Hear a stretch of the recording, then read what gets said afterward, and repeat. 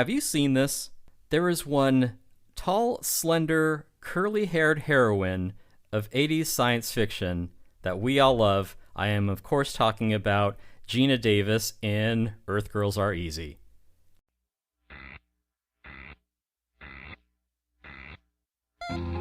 Welcome to Have You Seen This? The world's only podcast about obscure, overlooked, and misbegotten media. All discussions will be spoiler heavy. You have been warned. This show would not be possible without the support of our patrons. If you would like to support our show, join us at patreon.com/haveyouseenthis. For just $5 a month, get access to our Discord and all 3 episodes every month covering movies you've never heard of, or maybe wish you hadn't. You did always like the tall girls, Tim. Well, yeah, I mean, I impressed upon them for whatever reason. Not just tall girls, but I love musicals.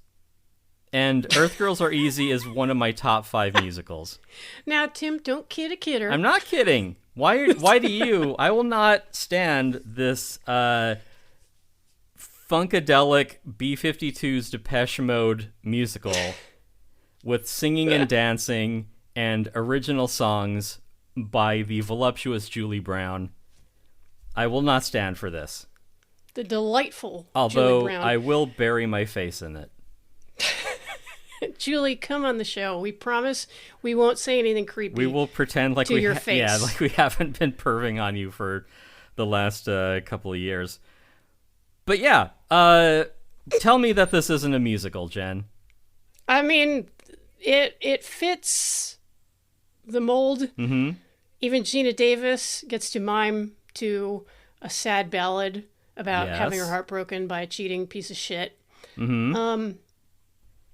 And like a lot of musicals, I think post the real heyday of musicals on film, like 50s, maybe, your Gigi's, your My Fair Lady in 1964, but... Blah, blah, blah, yeah. Yeah. Stuff Tim knows or cares not about. Yeah, before musicals got interesting and good. But like I was saying, musicals had their heyday on the big screen. Mm-hmm.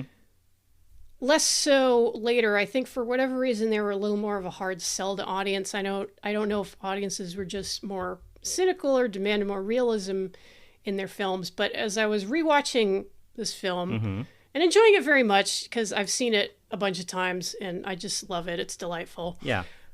I was thinking, this is the kind of movie that they would cut a trailer for and make sure not to put any scenes in it that indicate that it is kind of a musical. Like the remake of Mean Girls. Exactly. Because I saw that trailer and I was like, huh.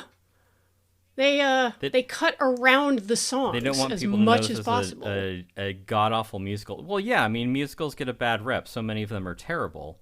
But every once in a while, you find a good one like Earth Girls Are Easy.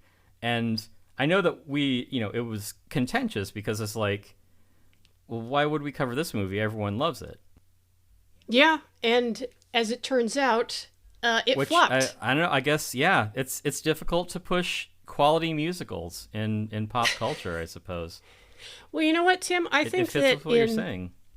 I think that in 1988, still like the tail end of the Reagan era, people were not ready to center female pleasure. That is a whole other thing too. Yeah, this is a great feminist sci-fi adventure for women who are dumb valley girls, bimbos. I mean, it's it means a lot to me Jen. because. Sorry, I'm sorry, Tim. I cut you off. No, we're just having a chat. Yeah, it's what is it? Not transcendent, not transactional.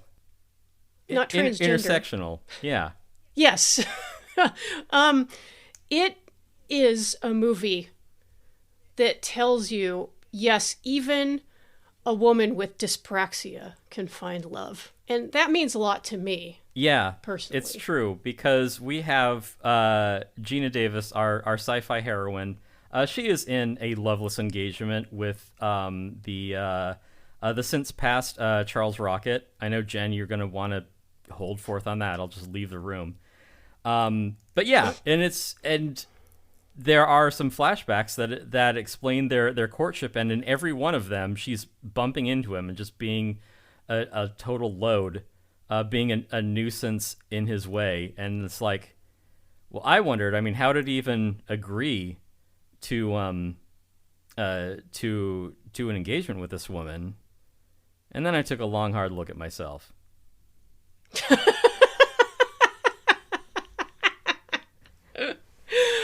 Oh, Tim, I'm yeah. sorry. Yeah, so, pity the tragic character of Charles Rocket in this, a.k.a. Ted. Yes, a white man. Mm-hmm. I think his character is summed up by a shot later in the film when they arrive at his car and it has a sticker that says George Bush for president. Well, yeah, everything about him is awful. Even his fish are all named after luxury yuppie sports sedans. Right. Yeah. Yeah, he's a yuppie conservative. He's just the basic person you would find in the Valley. He's the kind of person that on the surface looks like a catch, but he's actually a cheating slime ball. Yeah. In addition to all the Bush and the yuppie stuff, yeah, he also cheats on his bride to be. Wow, I can't. A doctor being an arrogant sociopath, that's unheard of. Yeah, you'd never hear of such a thing. Also, he's just not into her. That's part of the takeaway too. I mean, Gina Davis is a very lovelorn, clueless manicurist. So she is a nail artisan. Yeah, okay, sure. She probably knows Tippi Hedren personally. Right, yeah. Listen to our Roar episode for the story on that. Right. So she's, as is the goal of most women, she strives to find ways of attracting and pleasing her man. Again, this is self-actualization by way of the Valley. This is possibly the most positive depiction of the Valley on screen ever. It isn't maybe accurate. The other being Valley Girl with Deborah Foreman and Nicolas Cage, but right, yeah, and this movie, it's a terrible place, people. Right, yeah, Jen will tell you. But it is also, it is a fair but accurate portrayal. The people here are just a cadre of dummies. Yeah, it predates Clueless. It predates Ab Fab. It has ridiculous fashion. Yes. In as much as you can call it that. An obsession with hair and nails. It is the Valley. These are not bright people, but they're still people with hopes and dreams. They hope to someday meet an alien and be swept off their feet. Thanks for listening. If you enjoyed this episode, you can get 2 extra episodes every month, plus access to our growing catalog of reviews for just $5 a month by going to patreon.com and searching for Have You Seen This?